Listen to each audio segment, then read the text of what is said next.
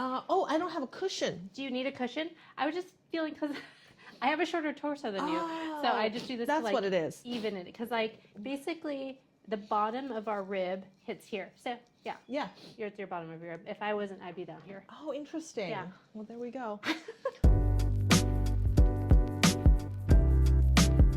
Welcome everyone to the 4th episode of the DCW video podcast.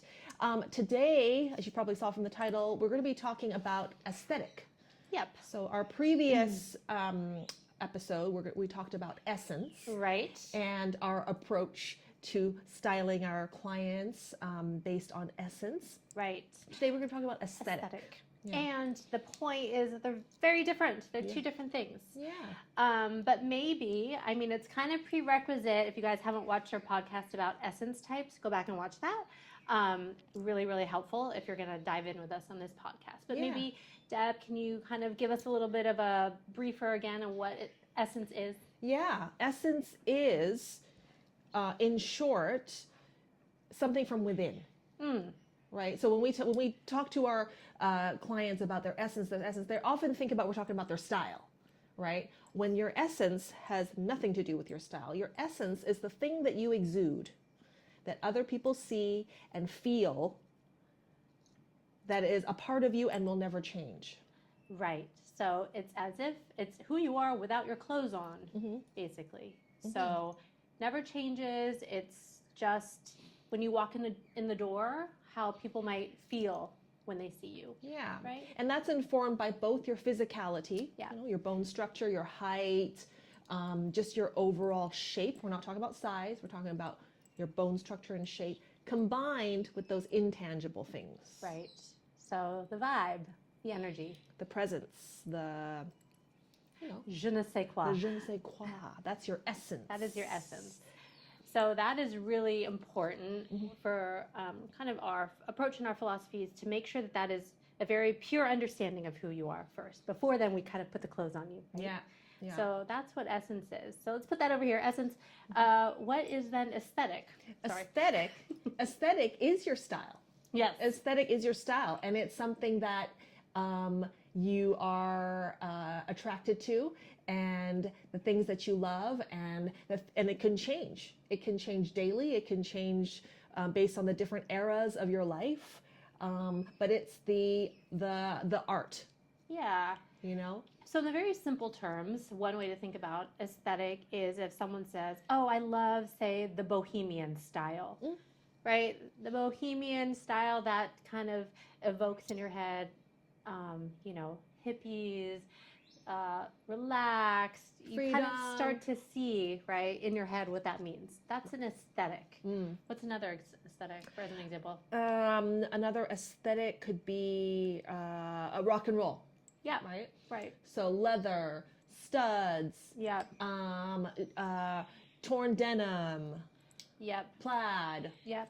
You kind of see it a lot lately. TikTok picks up on this a lot, like mob wife. That's an aesthetic, right? It's that kind of category of a genre or style. Yeah. So given those two things, essence and aesthetic, and Deb and I have talked a lot about our own essence types. Hopefully by now, after you've seen all our podcasts, I'm a soft classic. Deb is a natural, actually a soft natural. But yeah, maybe Deb, what aesthetic are you drawn to, either now or kind of just overall in your life?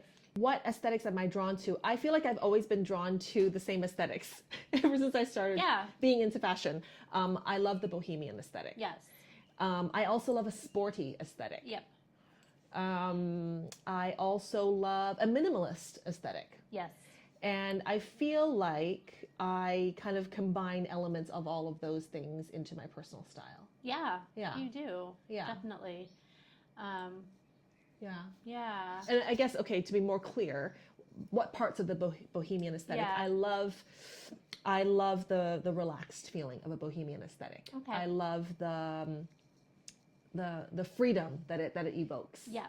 Yep. I love fringe. I love beads. I love that the details of a bohemian aesthetic. Yeah. I love earth tones. Right. But then I'm not all that. right? And so I combine that with a sporty aesthetic. I love the, maybe that goes along with the minimalist. I love the minimalist feeling of a sporty aesthetic. I love that it makes a statement without much accessories at all. Yeah. It's really your body and the shape of the clothing. Yeah. I love that too, which seemingly they're quite opposite, but I love combining those. They are quite opposite, but I think the other thing too, and you're very well aligned to your essence, because those style principles that show up in those aesthetics are actually very kind of well matched with a natural style principles. So my question is, say you're a soft natural like you, and what if your aesthetic is you love drama? You love boldness, you know, kind of things that have like angles and, you know, shininess and kind of bold detail. As a soft natural, how then might you take an aesthetic like that and make it your own, kind of starting with the essence of who you are? Yeah. I think, well, if I were to speak from me, I'm a soft natural. And that physically means that I have a bit of a broader bone structure, I have more blunt bone structure. Blunt meaning I'm not rounded and va-va-voom, nor am I angular and sharp. I'm kind of sporty, actually. And so how would I, you know, incorporate what you are describing, something that's more angular and something more suited to a dramatic? How would that suit? How would I make that suit me? I think I would start with the first principle of a soft, natural style principles, and that would be relaxed. Making sure that even though there's some, like, say, a sharp, angular shoulder, that the rest of the outfit is moving away from the body and has some sort of feeling of relaxedness. Otherwise, I might look really stiff or a bit too intimidating. Like a blazer with maybe like sharper shoulders, but it's like, it also has like a relaxedness to the body of it. So it kind of, you know, gives you some drama, but also is not like hard lines all the way around. Yeah. Is that right? I really feel like people would need to refer to the previous episode to know what we're talking about now. Yeah. So we highly recommend that. Yes. I would say I'm going to go school teacher on you all now. If you haven't, go back and watch that, because that really is the basis for our approach. And so for any of our podcasts, invest the time to watch that podcast. Yeah. It's well worth it. I also want to mention that our neighbors have a lot of birds. So you are probably hearing a lot of that, and hopefully that's not too distracting. They're just going to be there. Yes. Enjoy it. Yeah. Enjoy the nature. Yeah. Okay, that's a good question. What about you? What is your what aesthetics are you attracted to? Yeah. And how would you make them work for your soft classic self? Yeah. So similar to you, I think I'm attracted to aesthetics that actually are very much aligned to soft classic style principles. So that kind of makes it easy, right? So soft classic style principles are everything balanced. Always kind of a slight luxe and glamness to them, tailoring, everything kind of fitted just right, nothing too big, nothing to move away from the body, nothing too floaty, nothing too frilly, right? Nothing too. Everything's very balanced, and then with kind of a slight luxe to it. So the aesthetics, polish. Yes, polished. Yeah. So my aesthetics over time are always the ones that resonate with that. So I would say like the Hollywood glam of kind of the old Hollywood kind of touches on that more yin side of things that are, the luxeness, the fittedness, the, there's like a princess quality to it, right? That kind of aesthetic. And then I actually really love, like, it's going to sound weird, like office chic, right? So like tailoring of an office. Like I'm always drawn to that. I love a pencil skirt. That will always be an aesthetic that I go back to again and again. It's just tidy and clean, balanced and polished. I want to interview you about something. Okay. Well, good thing I'm right here. Because I think I know what you mean when you say balanced, but for the viewers, what do you mean when you say I'm attracted to balance? Yeah. I guess it's like the opposite of extremes, right? So for instance, it doesn't mean that I'm not going to wear something extreme, right? Like I've, you know, I have, say, a maxi skirt that is long and maybe a little sharp and tailored. Think like a long pencil skirt that kind of hits like right at the ankles, but it cuts quite a dramatic shape and is long, right? And I'm not particularly tall. But then on top, I wouldn't, you know, necessarily wear something else that has like angles and shape. Like I'm going to wear something pretty minimal on top, maybe just like a tank style or a fitted button-down shirt that balances out what's going on the bottom. I also think too, I always think about this in terms of like how much skin I'm showing. So in terms of when I think about balance, if I have like shorts on, like tailored shorts, I usually have like long sleeves or like a turtleneck kind of neckline. If I have, say, a bustier top that shows my, you know, up here and my arms, I'll have long trousers on. That's another expression of balance. But I'm always just trying to bring balance to the entire look, right? Like, doesn't mean I can't play in some dramatic elements or some, you know, romantic elements here and there. I'll always just balance it out. So if it's something that's super feminine that I'm wearing, maybe a top that's super feminine, I'll wear maybe more masculine style trousers or a trouser skirt, that sort of thing. Everything kind of, I'm thinking, how do I balance it out? How do I not go extreme one way or extreme the other? Because I can look very costumey if I do that because of my vibe. Yeah, and I think I think, you know, every essence type, it helps to think about balance, right? You know, but I think for a classic specifically, you really have to think about that because you are that 50-50 yin-yang balance, right? Whereas for me, I can play with imbalance because I have more yang in me. Right, yeah. Even though I'm always thinking about that too. It's like, you know, if I got my leopard print pants on, I'm not going to put a crazy ass top on, you know, but that, I think about balance in that way. But then, you're thinking about if I have a very feminine top, I got to put on some tailored pants because you got to get that equilibrium for your essence type. And then I often think, you know, we've talked about this before, say the bohemian look, right? Like if I'm a soft classic, but I just love the bohemian look, how might I incorporate that? Nothing too extreme. Yes. Yeah. So I think this might be a good way. So you think about the elements of that aesthetic, right? You got the earth tones. Yep. You got the prints, prints, embellishments, for lack of a better word, just like that late 60s kind of ethos that You've also got texture, right? You've got suede, you've got macrame, you've got beads, you've got all the textures, you've embroidery, got like rocks, right? Yeah, you can break it down to that. I think that's a good way to think about it. When you think of an aesthetic, it's like, what makes that aesthetic? Is it its shapes, its textures, its colors, its patterns? And then when you kind of break it down that way, then you can say, hey, how do I apply some of those things now that I've broken it down to the principles of my essence type? So for me, how do I keep everything balanced in terms of silhouette, in terms of feel, but I take some of those pieces? Maybe it's a suede jacket, you know, and I can put that over something that's a little bit more tailored, but it starts to have a little bit more of that relaxed feel, right? I think that's the key, is to think about the elements of that aesthetic and then translating that to the principles that are of our essence. So let's do that little switcheroo then. Okay. So for me, if I'm attracted to more of a tailored, polished, like Meghan Markle, let's say. Meghan Markle, princessy, like princessy, officey, polish. The office princess. The office princess.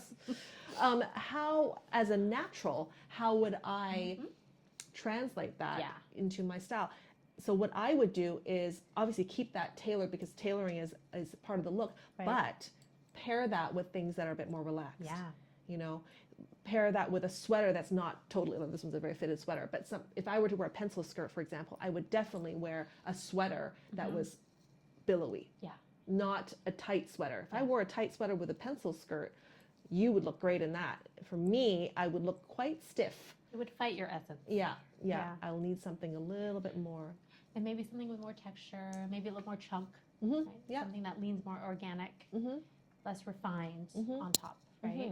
Sorry. Yeah. And then maybe lean into the earth tones instead of doing like blue and Maybe. black, Yeah. do brown and cream. Yeah. You mentioned showing skin. Yeah. And I was actually thinking about this the other day, how, that's part of the outfit too. How much skin to show, or how much skin you're showing versus not, and how that reads on you and how that balances an outfit, and how the same amount of skin showing on one person reads different than the same amount of skin on another person. I'm actually getting a vivid memory of somewhat of a fashion fail for me, and I'm just going to be really honest with this one, because I saw a photo of me the other day, and I was like, the skin thing came up because it was not balanced, and I felt it and I saw it, and I didn't necessarily look bad, right? This is not about like looking bad. It's just like how do you understand how to be more elevated? And I didn't feel as elevated that night. Let me talk to you about the outfit, all right? So it was a pair of tailored shorts. Okay, so tailored shorts, so they're tailored. That goes with my essence. They're a little short, right? Because that's the style right now. And it was an evening short, right? So tailored evening short. I had some heels on. Mind you, they weren't super high, but they were some maybe that high, 2.5 inch mules. And then I had a halter top. So I had a silk. And again, it was all very, think about the principles as a nice evening party top with some nice tailored shorts. In theory, sounds real chic and cute. And I remember that night feeling, are we going to show a photo? I might have to show a photo. I might be too embarrassed to show a photo, because I was feeling like it was, those times when you're like, I look cute when you're in the mirror. And then like I went out, and in the world I was like, oh my gosh, I'm so not comfortable. And we have these moments. I'm not, we keep it real in Dressing the Woman. Even though we're stylists, we have these moments too. And I learned. And so it's not that I looked bad. I just didn't feel my balanced self with my essence. And I look at the pictures and I'm like, I just look too sexy. Was it too much skin? It was too much skin, and I didn't look like or feel like myself. And again, like not every soft classic is going to have it. There's going to be soft classics out there that feel amazing in that. That just really got to the core of like something inside me that just was like, there's a level of sexiness here out in the world that doesn't resonate with like how I'm feeling right now. And you know, I wonder where that comes from, because when we would never say like, oh, she's got too much. It's actually not a shame thing. No, it's not at all. Absolutely. You go, girl, if you love yourself, you go out naked. Exactly. I don't care. Exactly. In fact, do it. But it's actually understanding, again, the essence, knowing who you are, and owning that. And then showing the skin based on that. Because skin is an accessory, kind of, right? So it was almost like I was wearing too much jewelry. I was wearing too much skin jewelry. I was wearing too much skin that night, which didn't resonate with me. And it didn't. Here's the thing: I've felt 100 times more sexy with less skin showing. So it's not kind of about that. It just, I didn't feel like myself with that much skin accessory showing. No, very good point. Very much so. I was trying to get across when I was talking about skin was that the same amount of skin on one person can look very different with the same amount of skin on someone else. For example, if you've watched was it the second episode? When I was talking about my style influences, one of the things I love is a plunging neckline. Right? I love that so much. And it would look different on you. Me. It would look different on you. And I've tried plunging necklines before, and it actually is a matter of centimeters. So I have a bodysuit. So with you can wear a plunging neckline almost to like your waistband. You can. For me, I cannot. But I have one that actually stops right at my breastbone. And that one, it's balanced. Right? It's right in the middle. It's right in the middle. There's material here. There's just enough here, and it looks plunging. On you, it would just look like a normal, like it would just look like I could I'm just normal. Actually, can I tell you? I mean, we may or may not keep this. I had a lovely interaction with somebody in the bathroom. And I knew her. She was a cousin. We had a big family dinner recently. and you know, she's a cousin that I keep in touch with, but I don't know too well, you know, kind of thing. And she was in the bathroom. I went to the bathroom like, oh hey, you're here. And then she's like, Deb, can I just ask you something, right? And then that day I was in a white silk shirt with a plunging neckline. Not all the way, it was at dinner, so it wasn't party time. It was literally like a little bit lower than my breastbone. It was like here. She's like, do you have tape on or something? And I was like, actually, I normally would, but this top happens to stay on, so I didn't need the tape. It was like a silk, it just kind of lay nicely. She's like, God, I just have to tell you, you just look, and she was telling me in Cantonese, she's like, you just look so great. That's lovely. Yeah, she was like, and you know, I was thinking too, because you know, I was having dinner with my Chinese family. I was like, should I like button up a little bit more? Should I, you know? But I was like, you know what? I'm just going to be myself. I remember thinking that before dinner, you know, because they're family, and my family's actually not very conservative, but there was still a part of me that was like, oh, it's a family dinner, right? Yeah. I decided against it. I decided to just be myself. And she, in the bathroom, my cousin was just like, she's a little bit older than me, and she was like, I just think you just look so great. You're just like showing it, and you don't care, like, and you don't look too sexy. You look perfect. Yeah, that's lovely. We love that. Women supporting women and telling, you know what, side note, and then we'll come back to this. If someone looks great, please go tell them. I think we walk around all day and women are like sizing each other up, and most of the time it's very positive. Most of the time you're looking at someone going, you look amazing. Just tell that person. That's the first thing. Second thing is, I think what was coming through there is that is so essential, Deb, right? Your naturalness, the chicness, and the fact that just feels effortless. Whereas on, you know, a lot of people that feels effortful, you've found something in that feels very authentic and very you. And that's what shines through when someone compliments you on something. I think that's what was coming through. I felt like that with that interaction. And you know, just to paint a picture, my cousin, she's about 10 years older than me, but she looks like she could be like 30, like, or like even 25. Like, she's so little. She's like, I mean, she's little. She dresses very cute and like conservatively, you know. And she's just, to hear that from her, and knowing that what I was thinking before dinner, I was like, oh, maybe I shouldn't, you know, bust it out. But she resonated with the vibe, and the look second. She saw you, not the clothes. I mean, obviously saw the clothes, but the you came forward. Like that is the magic of all of this, right? The you, Debbie essence, is what she was responding to, right? Yeah, I think that's why I brought that up. Yeah. It's and you know, people, you know, you hear the cliche all the time that the outfit's not wearing you, not wearing an outfit, or you know, I want to see you, not the outfit. Like you hear what, and that's all true. And I will say that our approach brings that to life. Yeah. You know, the you, that's the essence. That's the essence. That's how you unlock who you are. Yep. And using clothes as the tool, using clothes as the enhancement. If you've noticed, the plants are alive, and they are real plants. They are. And they're growing. So as you watch the podcast, we might be like in a jungle by the time we get to like episode 10. Hey, everybody. You know, I just thought, because we always talk about this, about essence and aesthetic, and there's an example, a celebrity example, and maybe we just, when we edit this, when we put this up, but Cher. Yeah. So she's someone who, side note, so but this is related. She was in an interview, and then she's like, yeah, my mother always told me to just find a rich man and get married, and she's like, but Mom, I am a rich man.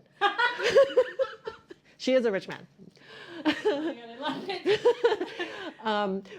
But Cher, so she has a very distinctive essence and aesthetic. So her essence is dramatic. Her aesthetic is bohemian. She definitely is attracted to that bohemian style. She's known for that when she came out, and she's still.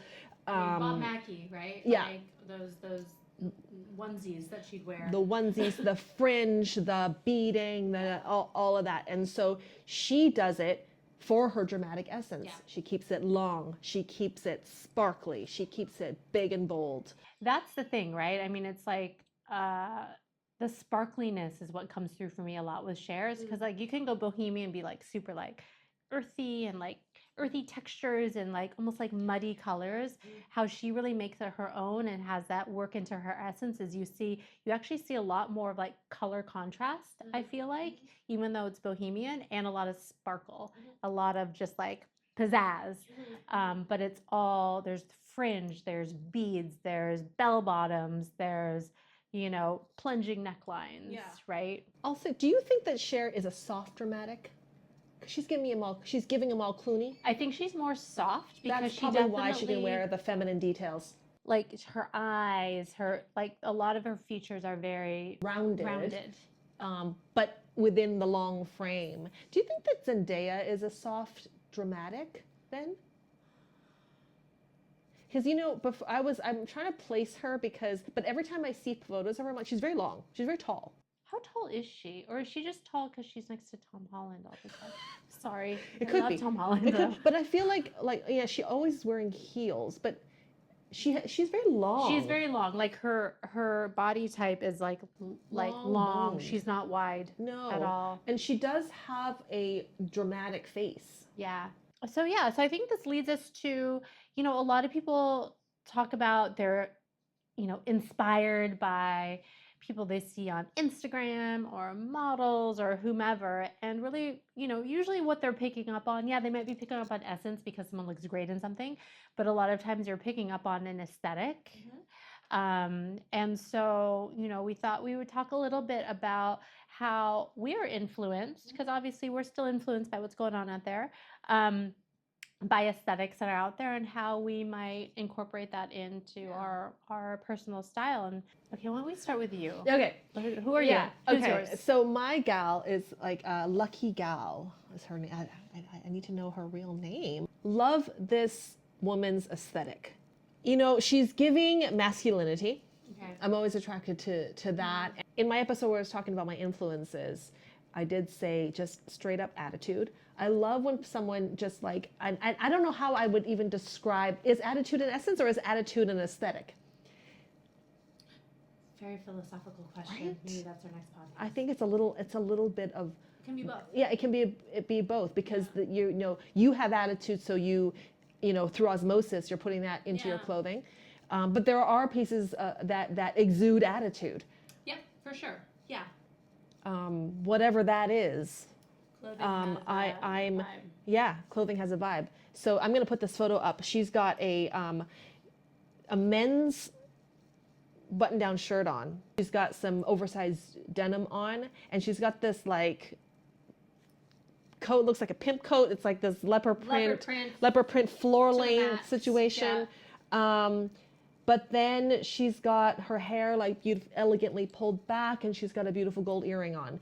For me, I'm attracted to this for the masculine leaning meets feminine sparkle. Yeah. I really like that contrast, and I love, anyone who pulls that off well. Has she inspired anything specific for you lately in terms of what you've worn lately?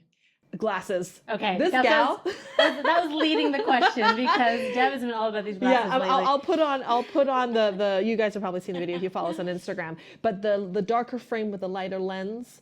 I feel as though when I look at her face, I feel like she's a classic. I think she's a classic or a dramatic classic. And I think Hung, I think her name is Hung, does such a good job with is she's actually pushing. She's dressing a little far from her essence, but she does it with such confidence and such a great sense of aesthetic that it's become her personal style. Right. Okay, so my inspo lately, Lisa Ing Marinelli. So I love her. I just love her overall vibe. You guys will see her. We'll post a link to her too.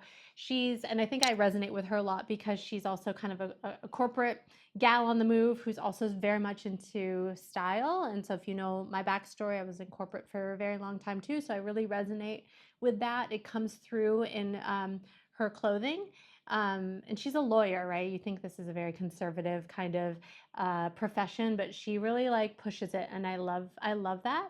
I think what I would say about her, I really look to her for inspiration on her creativity, because I wouldn't say that I can necessarily wear exactly her outfits. She's really good at putting together eclectic looks that look so chic and artful. Artful is a good one. Yes. Yeah. There's a lot of art feeling to what she's wearing. I feel like she's a soft and mean. Yeah. I feel like she's soft and mean. Yeah. Because she's giving cute. I feel like she will always look youthful. Yeah, exactly. You know, and the thing with the essence and aesthetic thing is that you know your essence, but that's not supposed to limit you. Exactly. Even though, you know, identifying your essence in the way we do it under the Kibbe system may seem limiting because we're literally labeling you. Yeah. And we're putting you on this spectrum. But what it's meant to do is to put words to what you already feel, what you already exude, and then from there you come from a place of authenticity to then choose with authority and empowerment your look. Your aesthetic can be whatever you want it to be. Yes. But to look great and to look your best self, it needs to come from within and knowing yourself. And that's what knowing your essence is about. Yeah. And I mean, the other thing too, we do want to caveat, we don't know these people personally. Yeah. So maybe when we meet them, like there is more to their essence that we're not reading. We're just reading from their physicality right now. So, you know, that stuff could be even more harmonious. Us typing is literally just to give you an understanding and a vocabulary to understand yourself and your starting point. Because once you start to understand your starting point, then you have all the leverage in the world to go here, to go there, to go here, to go there, and make it your own, versus casting about, trying to maybe mimic someone else or follow a trend. So it is a little bit of a paradox. We type you, but in doing so, we give you unlimited ways to express yourself. So we take away the box, actually. We take away the box, and we've put the focus on you first. Yeah. You we're talking about grasping for style, grasping for inspo. Yeah, and it keeps you from getting lost in the noise. Yeah. And starting from you rather than starting from so and so. Yeah. And that's why, I mean, I think maybe you guys have picked up on this too. We don't necessarily call out the labels we're wearing or where we bought this, where we bought that, because we don't necessarily want you guys to go find the exact thing that we're wearing. We want to make sure that you're picking up on what the style principle is, what the vibe is, why this works on Deb, why this works on Nick. Could this work on me? If not, how can I take that aesthetic that I like and make it my own, right? That's really what we're trying to help you all do. So yeah, this is all just about starting from you. Yeah. Essence and aesthetic equals your personal style. That's it. That's it. That's the equation. Yeah. All right. Is there any other closing remarks that we need to do we need to remind people of our new packages? Oh, we could do that on a Instagram. Yeah, we can always put it below. We'll always put more information below where you can find us on Instagram. Yeah. If you ever want to work with us directly for one-on-one styling, we also do workshops and we do talks. So please reach out if you're at all interested, and we'll see you next time. Love you all. Love you all.